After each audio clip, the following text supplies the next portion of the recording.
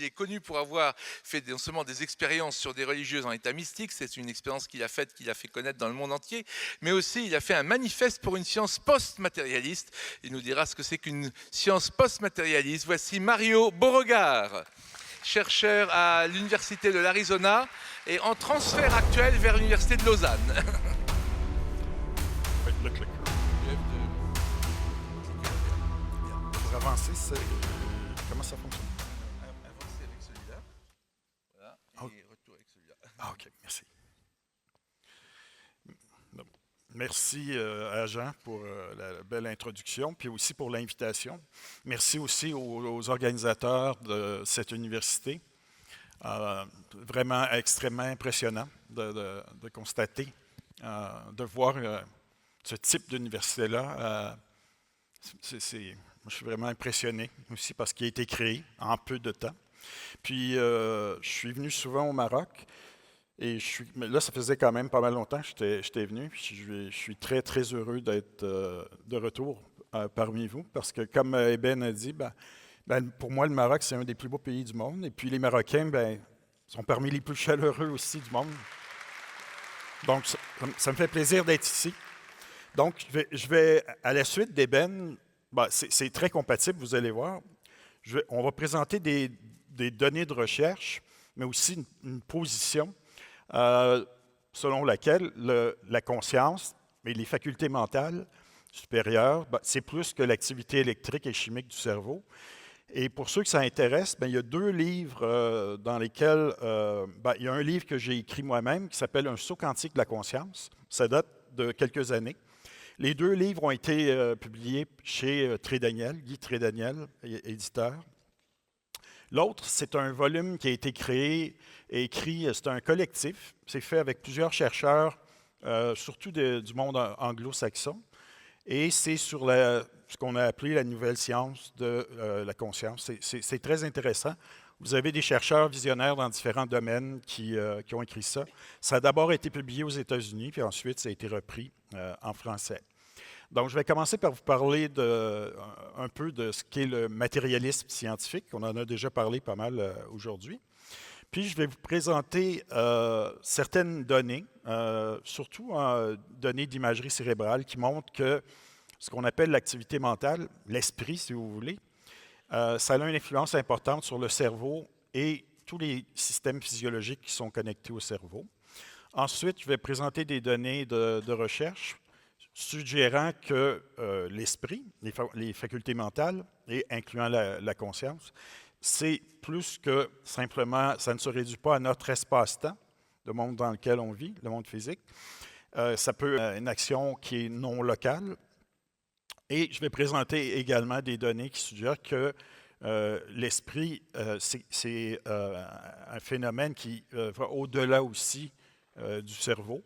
Et je vais finir par je parler un petit peu de l'émergence du paradigme post-matérialiste. Donc, pour définir les concepts dont je vais parler, l'esprit, c'est des processus, les événements mentaux. Ils peuvent être conscients ou non. Donc, des pensées, des mémoires, des émotions, et ça inclut la conscience. Et ici, quand je parle de conscience, je parle de la faculté mentale qui permet d'appréhender ce qui se passe de façon subjective à l'intérieur de soi ou à l'extérieur des limites du corps. Donc, une conscience en lien avec le milieu, le monde interne et le monde externe. Et ça inclut aussi la notion de soi, de la conscience, le sentiment d'identité, si vous voulez. Alors, le matérialisme scientifique, ça remonte à loin, en fait, parce que c'est basé sur des hypothèses métaphysiques, donc au sujet de la nature du réel. Et on peut remonter au présocratique, par exemple. Ces hypothèses-là, au tout début, ça a été présenté comme des hypothèses à l'époque des présocratiques, avant Socrate. Ça a été repris au 19e siècle, mais là, les hypothèses qui étaient simplement des suppositions au sujet de la nature du réel, ça va devenir des dogmes qui vont former une idéologie qu'il y a des philosophes des sciences ont appelé le matérialisme scientifique.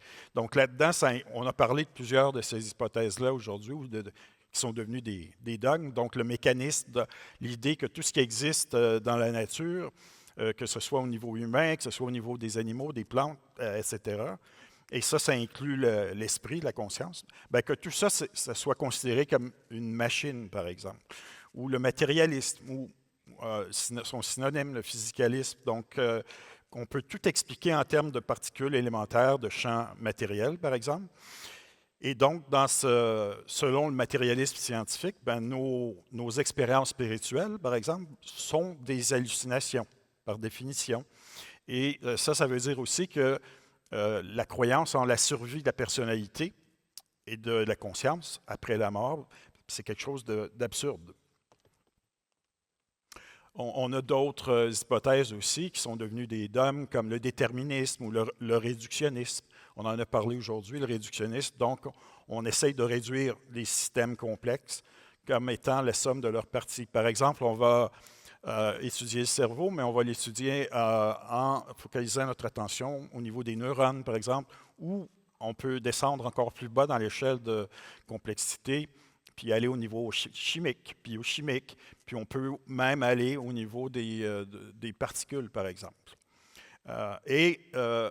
Ici, on est tous concernés par une causalité qui est ascendante, donc du plus simple au plus complexe. Donc, par exemple, ce qui se passe au niveau des neurones va expliquer ce qui se passe au niveau de l'activité mentale supérieure, et non pas l'inverse.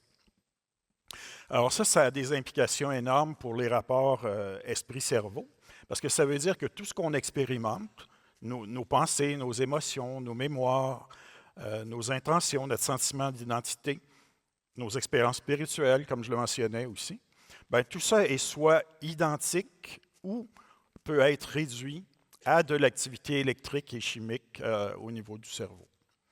Et ça veut aussi dire que l'esprit, les facultés mentales, l'esprit est impuissant. C'est-à-dire que nos pensées, nos intentions ne peuvent pas vraiment avoir d'effet sur le cerveau, sur le corps, sur le monde physique aussi, à l'extérieur des limites du corps, parce que l'esprit est comme emprisonné, encapsulé biologiquement.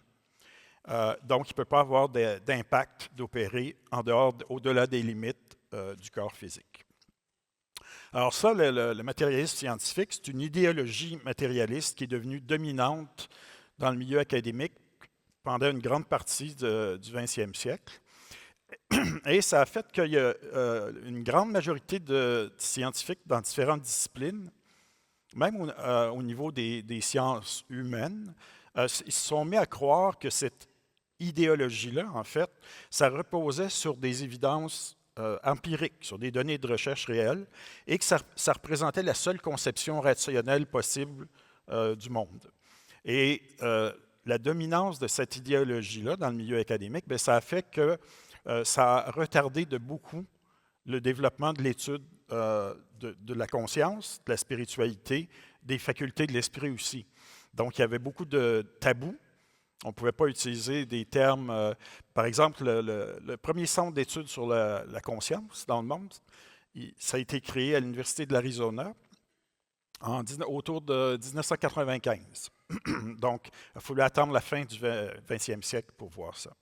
Et cette idéologie-là, ça conduit vraiment à une conception très, très appauvrie, limitée, déformée de ce qu'on est comme être humain, de notre place dans la nature. Jean a parlé tantôt du manifeste pour une science post-matérialiste. Je vais y revenir plus loin. Mais dans le manifeste, on mentionne que la science n'est pas synonyme de matérialisme. Et même si la physique quantique, elle a réfuté les postulats du matérialisme scientifique, il y a quand même des scientifiques et des philosophes qui continuent à croire que la science, elle est synonyme de matérialisme. Et ce, au niveau philosophique puis au niveau méthodologique. Mais en réalité, la science, c'est une méthode qui est basée sur l'observation, l'investigation expérimentale et l'explication théorique des phénomènes. Donc, la science n'est pas synonyme de matérialisme et elle ne doit pas être influencée par aucune croyance ou idéologie. Donc, je vous ai montré qu'on croyait, pour les partisans du matérialisme scientifique, que ce qu'on appelle l'esprit, l'activité mentale, est impuissante finalement. On a juste une illusion qu'elle peut être active puis produire des changements. Je vous montre une étude, c'est une étude qui est devenue célèbre, qui a fait le tour du monde. C'était la première étude sur la capacité de gérer de manière consciente et volontaire des émotions. Parce qu'en neurosciences, avant ça, neurosciences matérialistes, on croyait que nous, comme êtres humains, on pouvait être complètement submergés par des émotions qui étaient associées à des structures plus anciennes au niveau phylogénétique chez notre espèce, des structures qui sont partagées, par exemple, par des reptiles.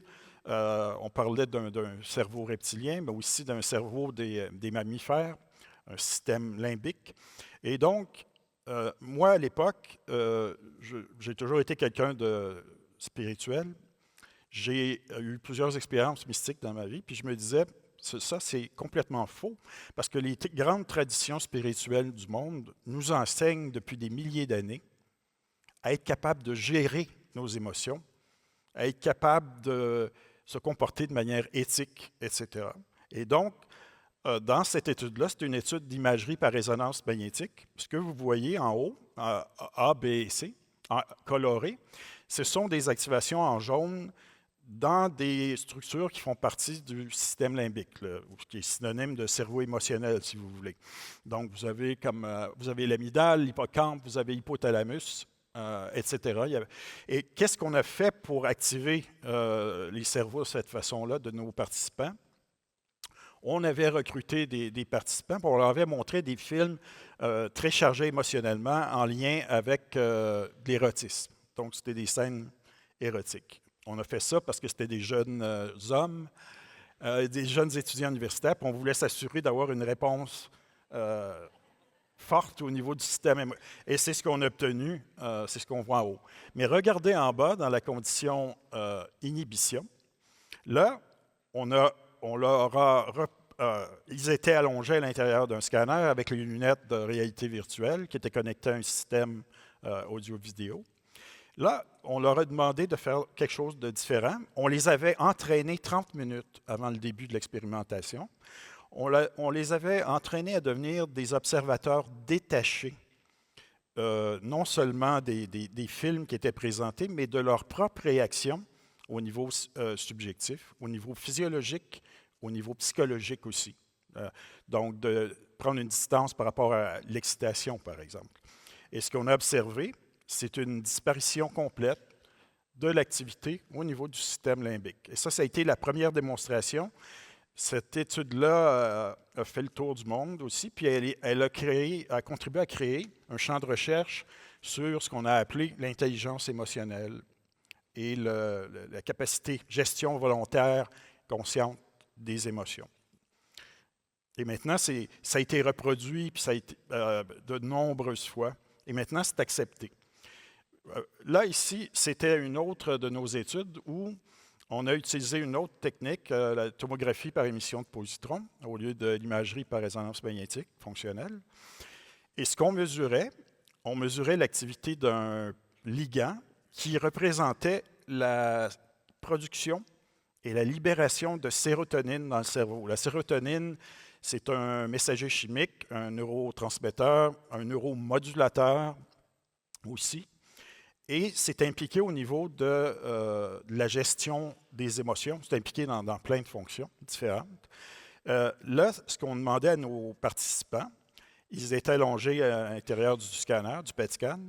On leur demandait de se rappeler et de revivre l'un des moments les plus heureux de leur vie. Et le temps que ça prenait pour faire la mesure au niveau du PET scan, c'était 6 minutes. Donc, ce que vous voyez ici, la flèche qui pointe vers le haut, 5HT, ça c'est l'acronyme pour sérotonine. Donc, les taches que vous voyez colorées, ça représente des activations marquées de production et de libération de sérotonine, et c'est dans des régions qui font partie justement du cerveau émotionnel, du système limbique. Et donc, ça se produit très rapidement. Donc, on change notre état mental, on change d'humeur, et on produit très rapidement des modifications au niveau neurochimique. On avait une autre condition expérimentale où on faisait exactement l'opposé. Donc, on a demandé aux gens de se rappeler et de revivre un des souvenirs les plus tristes de leur vie, et on a obtenu exactement le résultat inverse au niveau de régions semblables. Et donc, ça, c'était pendant les participants n'avaient qu'à créer des images puis se rappeler de choses pendant quelques minutes à peine. Et on a déjà des modifications neurochimiques importantes, très significatives. Alors, imaginez si vous entretenez des pensées négatives, vous ruminez, par exemple, dans une journée, mais pas pendant quelques minutes, mais pendant quelques heures, ou ça peut durer pendant des jours. Dans certains cas, ça dure des semaines, des mois ou des années. Maintenant, on sait, il y a des études en neurosciences qui montrent qu'il y a une corrélation, une association statistique entre la rumination de pensées négatives, d'émotions négatives, et le développement de démence, comme la maladie d'Alzheimer, par exemple, plusieurs décennies plus tard. Donc, la pensée dans le cerveau, elle a le pouvoir d'être créée. Si on change l'état mental, on change l'activité du cerveau. On change l'activité du cerveau, évidemment, on influence l'activité mentale aussi. Ici, ce qui est représenté, donc, c'était Sœur Diane.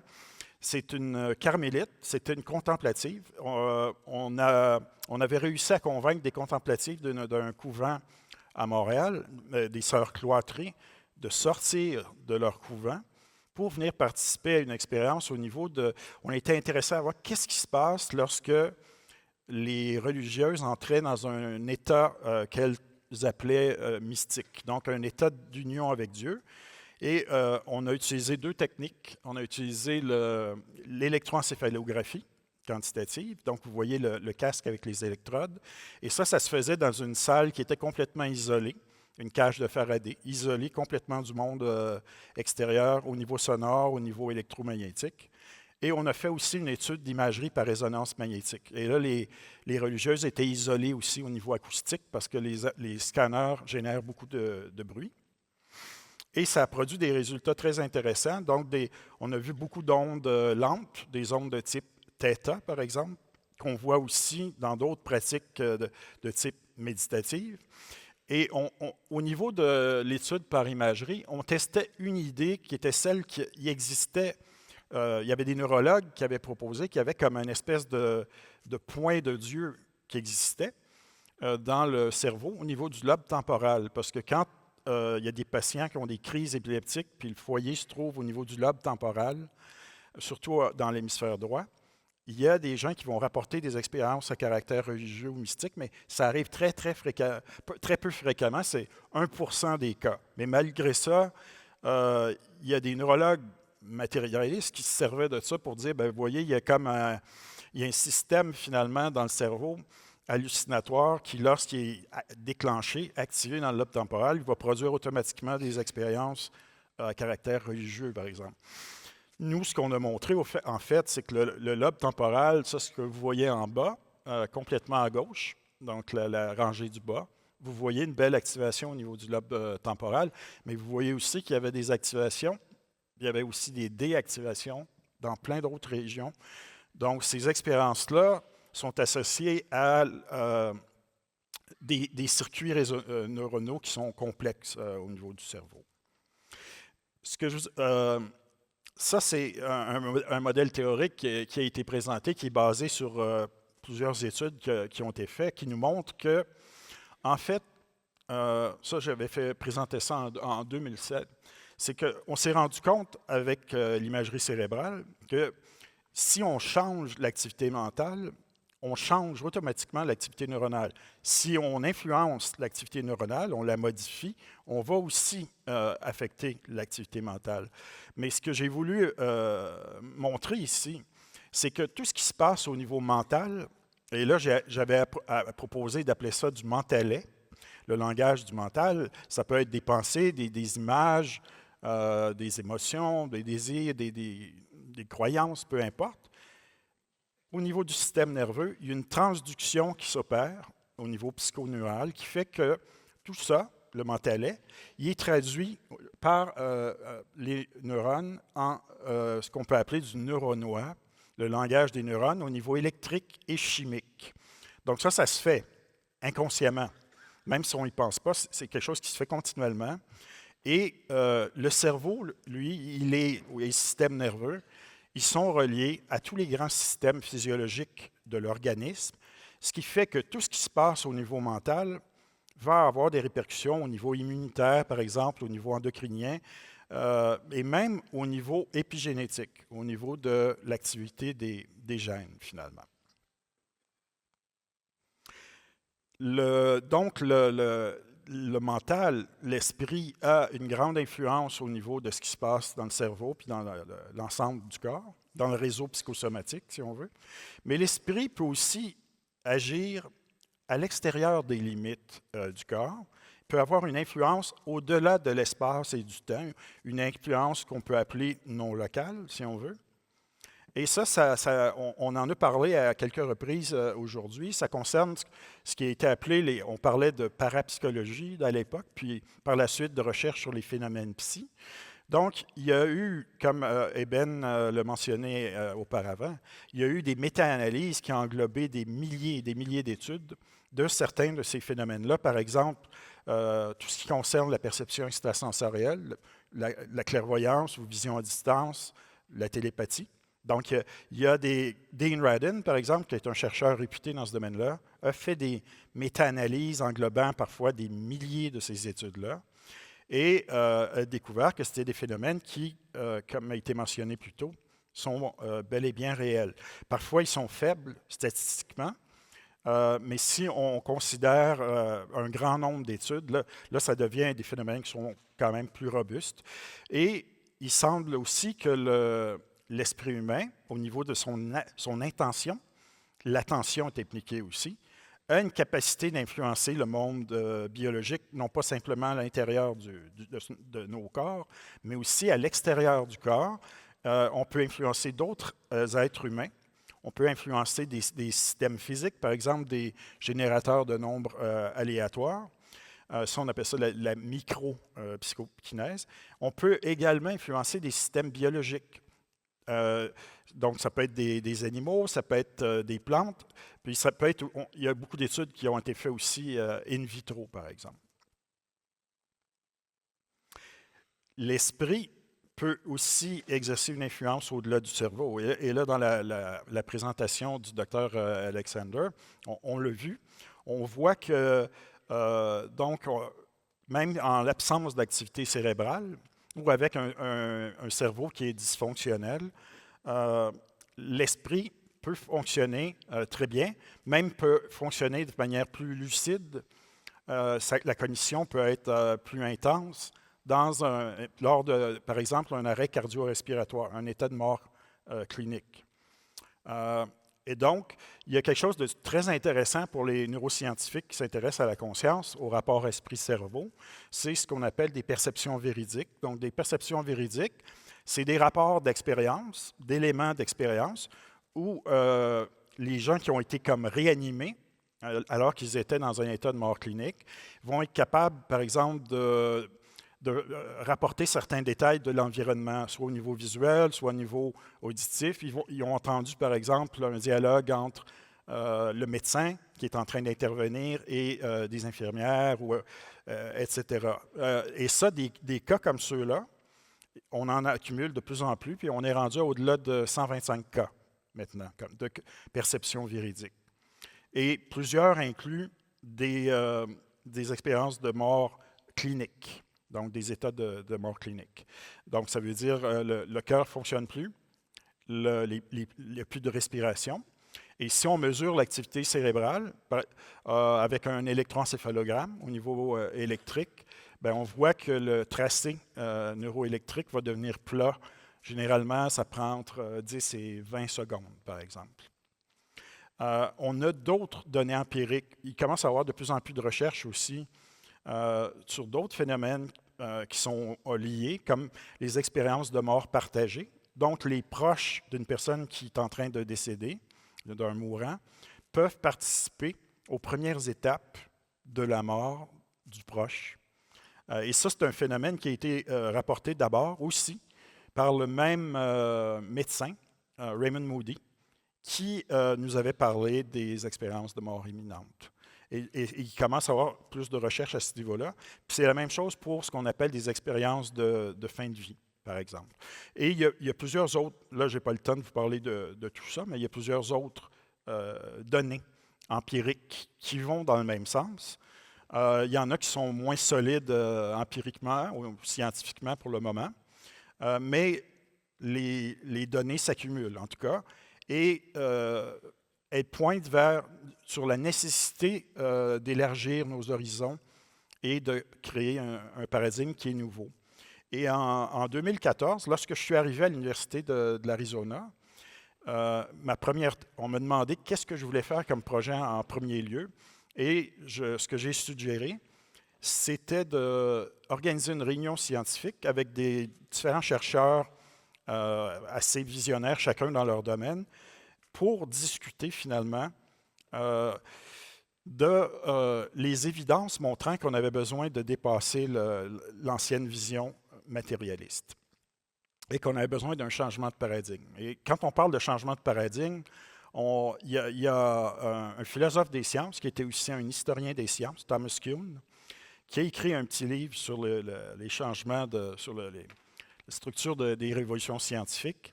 Et il a introduit la notion de paradigme. Donc, un paradigme, il y en a dans tous les domaines, mais c'est une représentation du monde, c'est une manière de voir des choses. Et comme Kuhn l'a bien démontré, les paradigmes scientifiques, ils vont changer en fonction de l'accumulation des données, l'évolution des connaissances. OK. Et à un moment donné, il y a un groupe de chercheurs qui vont réaliser qu'il y a de plus en plus d'anomalies par rapport au paradigme dominant en place et qu'on a peut-être besoin d'un paradigme nouveau. Et lorsqu'il y a suffisamment de chercheurs qui se rallient à cette nouvelle théorie-là, ce nouveau paradigme-là, on a une révolution scientifique. Et c'est ce qu'on a vu il y a un siècle en physique, quand on est passé de physique classique à physique quantique. Alors, la réunion dont je parle, elle a eu lieu en février 2014. Et c'était appelé un sommet international sur la science post-matérialiste, la spiritualité et la société. Et on s'était réunis pendant 3 jours. Et quelques mois après, j'ai pris sur moi de rédiger un manifeste pour une science post-matérialiste qui a été endossé par plusieurs de mes collègues. Donc, il y avait plusieurs chercheurs dans différents domaines. Il y avait des noms connus, mais il y avait des noms qui étaient aussi... Sheldrake, par exemple, biologiste anglais, qui a créé une théorie des champs morphogénétiques et tout ça. Donc, on était un peu perçus comme une bande de moutons noirs, d'hérétiques à cette époque-là. Mais on a ouvert le manifeste pour qu'il soit signé. Et on a eu plusieurs centaines de signatures en une année et demie. À un moment donné, on a fermé la signature. 3 ans après, on a créé l'Académie pour l'avancement des sciences post-matérialistes. Puis il y a plusieurs noms là-dedans. Il y a dans différents domaines, des gens quand même connus. Et ça, c'était aux États-Unis, mais en même temps, on n'était pas... ça a pris un certain temps avant qu'on réalise qu'il y avait un groupe qui était organisé par Scientific and Medical Network en Grande-Bretagne, présidé par David Lorimer, et ils ont créé, eux, ce qu'ils ont appelé la Commission Galilée. Et ils sont arrivés à des conclusions très similaires. Donc, quand on parle du paradigme post-matérialiste, qu'est-ce que ça veut dire? Ça veut dire ce qu'on propose. Il y avait 4 postulats au niveau du manifeste qu'on a proposé. D'abord, 1, l'esprit, il est primordial, il est irréductible. Ça a été dit plusieurs fois aujourd'hui. Donc, il est tout aussi primordial que ce qu'on appelle matière, énergie, information et espace-temps. Et une composante centrale ou la composante majeure de l'esprit, la conscience, c'est un prérequis pour la réalité, car on a absolument besoin de conscience pour avoir des expériences subjectives qui sont reliées au monde physique, au monde extérieur, aux limites du corps, mais aussi au monde intérieur, à l'intérieur de soi. On ne peut pas arriver à avoir une compréhension juste de ce qu'on appelle la réalité si on n'intègre pas l'esprit dans notre cadre conceptuel de référence. L'esprit, au sens de la physique, là, donc, c'est une force fondamentale. Une force parce qu'il a la capacité d'entraîner des changements à l'intérieur du corps, mais aussi des changements à l'extérieur. Et pourquoi c'est fondamental? Bien, parce que ça permet de construire et de transformer le monde, mais on a besoin aussi d'avoir recours à l'esprit pour être capable de comprendre, d'expliquer les choses à différents niveaux d'organisation. On ne peut pas mesurer ça directement, c'est un peu comme la gravité, si vous voulez. On peut inférer l'esprit, mais on a suffisamment de données maintenant dans plusieurs disciplines montrant que l'esprit a une capacité d'influence au niveau causal, à l'intérieur, dans le réseau psychosomatique, au niveau du comportement, par exemple, mais aussi, possiblement, c'est impliqué dans ce qu'on appelle l'effet de l'observateur en physique quantique.